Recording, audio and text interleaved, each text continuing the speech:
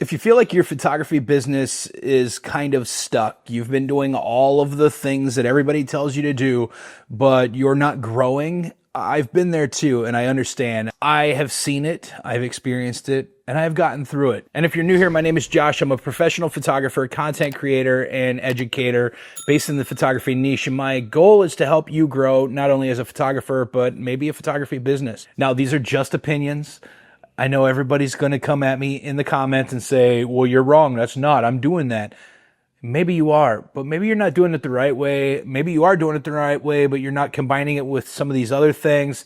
And I just want to set a couple of them out and kind of maybe open your eyes and see the things that I know that I did wrong in the beginning that kind of held me back. And not even in the beginning. I have actually done these a few times throughout my career, and I catch myself doing them and I have to change it. So that's what I want to do, is I want to try to help you grow quicker and easier. And I think that if you can overcome these few issues, it's going to happen. Now, the first thing that I think you may be doing wrong is you have confused messaging. And what did I mean by that? Well, basically what I'm talking about is maybe your website is messy. You don't have a website. Or maybe your Instagram is not fully filled out, or your Google My Business isn't done. These are things that you need to make sure you do as a business, because this is how people are going to find you in today's age. Gone are the times where you could post a billboard on the side of the highway and somebody would find you, or you could put an ad out in a newspaper or something like that. These ways, yes, they're still around, but traditional media is no more as far as getting the leverage and getting the competitive edge. The way that you do it nowadays is through your own branding, your own marketing, through Instagram, through your TikTok, through your website.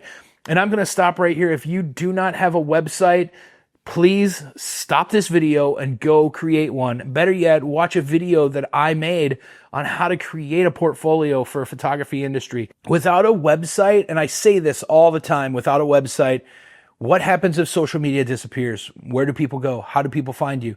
They're gone.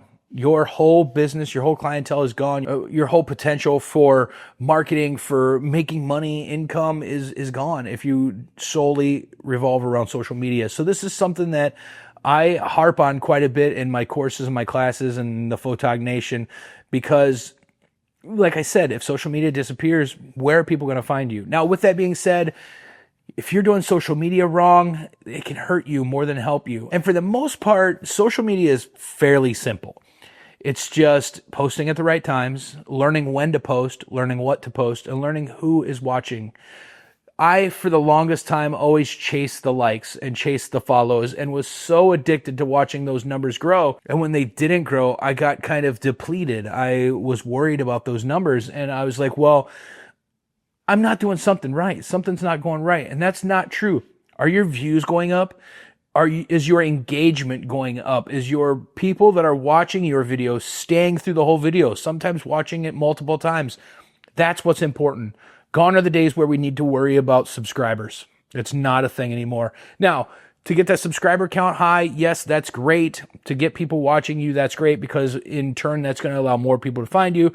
They're going to search for you more, find you more easy, stuff like that. The algorithm will help out. But engagement is the most important thing. I would rather have 100 loyal clients / customers / people that are following me / booking me. How many times did I say / there? People that are booking me than 10 million people following me that doesn't matter. The thing is you need to build a community around your business that is loyal, that is brand trustworthy, that follows you, that interacts with you, connects with you, and refers you. That is one of the main importances. And another thing that might be your confusing messages is your offers. If you're offering sales all the time, if you're offering discounts to everyone, what is that saying about your business? What is that saying? Is it that you don't think your quality is good enough to charge your full price, so you're offering these discounts? Now, with that being said, you can offer certain seasonal sales or a flash sale or a prepaid sale or something like that. But when you're constantly offering discounts and deals, it says something about your business. Well, it says maybe one, you're not confident enough to sell yourself at full price. And two, you're just discrediting the amount of work that you do and the quality of work. if you're offering these discounts, it kind of reflects on the fact that maybe your work isn't good enough. So again, you don't feel like you should be charging what you should be. So when you're offering these sales and discounts all the time, that you can often hurt your business instead of help it. Now, the next thing that you're doing wrong is you're waiting for people to find you.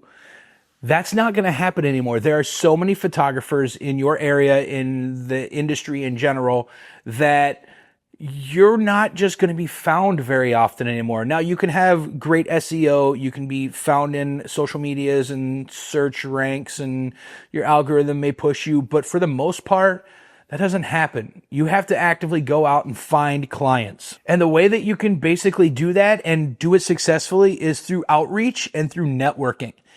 I have so many photographer friends that don't shoot headshots or don't shoot commercial work or don't do fashion portraits, that they refer me all the time. In return, when somebody's looking for a newborn photographer or a family photographer in general, or pretty much a wedding photographer, now I don't do as many anymore, I'm referring these people to other photographers that I work with that refer me. This networking is important. Go out to a Chamber of Commerce meeting in your town and do one of these business card events or these after hours where the business owners, the advertisers, the marketing agencies, the graphic designers, they're all hanging out, having a drink, talking shop, but in a more casual setting. These are very important. When I joined the chamber and I was doing these business card meetings all the time, it substantially changed the type of business that was coming my way. And to get the commercial work, if I wouldn't have been involved in this, I wouldn't be doing what I do now as far as the commercial photography, videography. So this networking is important. Also, following up. You can't just expect your client to just, or your potential client to just come back to you and talk to you. You kind of sometimes have to nudge them. I heard it not too long ago that it actually takes 6 to 7 times communicating with someone before they finally decide to buy or purchase. So if you're just waiting for an email, you get the email inquiry, you send them a message back, and then that's it, they're probably going to either forget about you or move on to somebody else, because you need to stay in contact. You need to follow up. You need to say, hey, just wanted to circle back and see. And for the most part, what I do is I don't use that, hey, just want an update or circle back or anything like that. When I send an email, I'm like, most of mine are, hey, let's just say it's Brandy. I say something along the lines like, hey, Brandy, I just had a free second in between shooting a commercial project, and I wanted to see where you were at with this project, and I wanted to see if we could kind of get the ball rolling, or something along those lines. It makes it sound like you're a little busier and you're not just waiting on them to answer, but you took a second out of your day to message them. So you had a busy schedule, but you were thinking about them. That's what subconsciously that does. So that's something to think about, is your wording when you give that. And that goes back to the messaging and being confusing. Now, before we get into number 3, let me say that almost 94% of the views that I get on my channel are non-subscribers. So the odds are, if you're seeing this, you haven't subscribed. And all I want to do is I want to help photographers grow, content creators grow, and become more successful and make more income from this industry. So if you wouldn't mind, please hit that subscribe button, the bell notification, and also drop a comment and let me know where you are in your photography journey or your content creation journey, and see if there's a way that I can help you out. Now, on top of that, I also have an online networking class. It's called the PhotogNation, and I'm going to leave information down in the description down below where you can come and check it out. Not only is it an online database of videos, but you also get one-on-one coaching with me, as well as group Zoom coaching meetings. It's super affordable, and it'll help you grow not only as a photographer, but a photography business more than videos like these will. So I hope to see you in the PhotogNation. But number 3, let's talk about it. And that is the fear of charging what you're worth.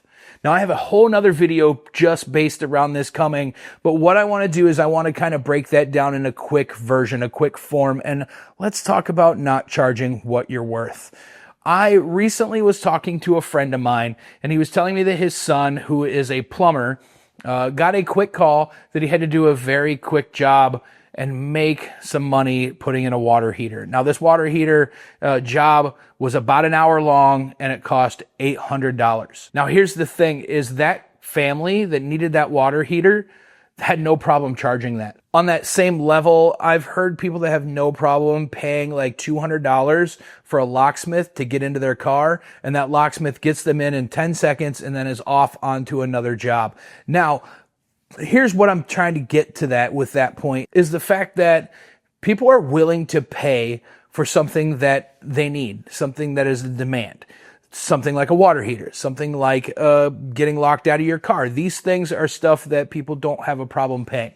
Now let's turn that and let's say, what about the fact that you're getting photos, you're getting prints, you're getting a video, you're getting something that you can keep forever, that somebody is able to keep forever. It's not a quick 10-minute job and then the person is on to the next one. Us as photographers, we often shoot a session and then remember the people, stay in contact with them, shoot another session in a couple years, different moments of their life, like an engagement and then a wedding and then family photos and then maternity and then newborn. And then you're staying connected with these people.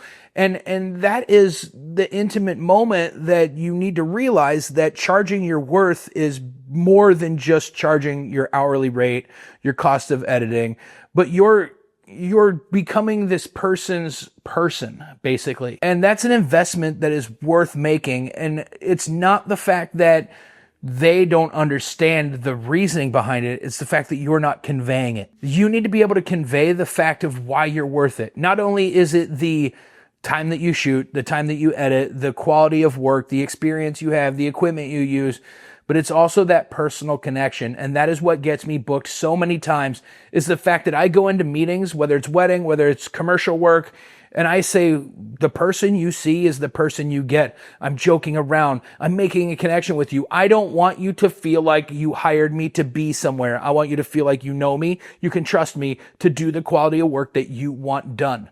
I want to make sure that when I'm shooting a wedding, I take those banger photos that end up behind your couch. I want to make sure that when I take your headshot, it's the one that you can use in Forbes magazine when you're a featured article. These are very important, but it's the fact that I convey them to people. It's the fact that when I'm doing these meetings, I say this stuff, that I have confidence in myself to let you trust me to take the quality of photos or videos that you want. And it's super, super important that I lead with that and I tell them that and I show them that through other work that I've done.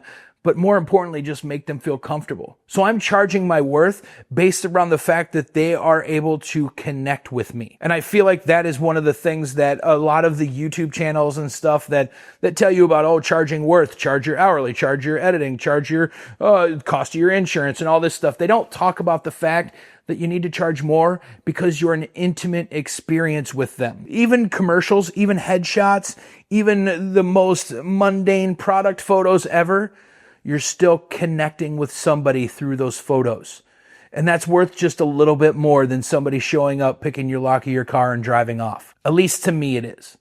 So charge what you're worth because of the right reasons, not just the stuff that's written down. Now, with that being said, the things that you write down, the important stuff, the cost of doing business and your editing time and the time to shoot, that's all very important to intertwine in there. But don't forget to charge also for that intimate encounter, that one-on-one or one-on however many is on your team.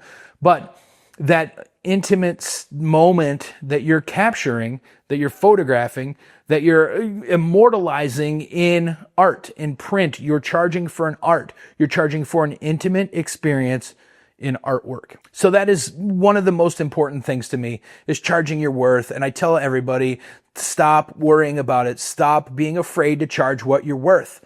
And I feel like that if they watch this video, or if you watch this video and you understand what I'm talking about in this part right now, it'll finally click that light bulb on in your head.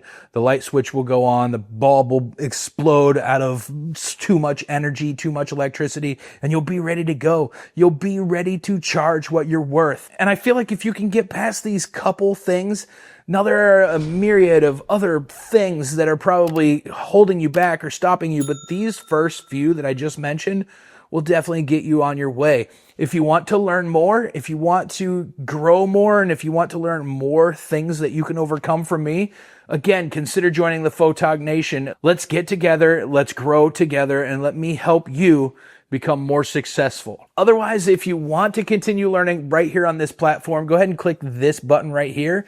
Watch this video because I think it'll help you out, and I'll see you in there. Otherwise, I'll see you in the next video, or I'll see you in the Photog Nation. Deuces.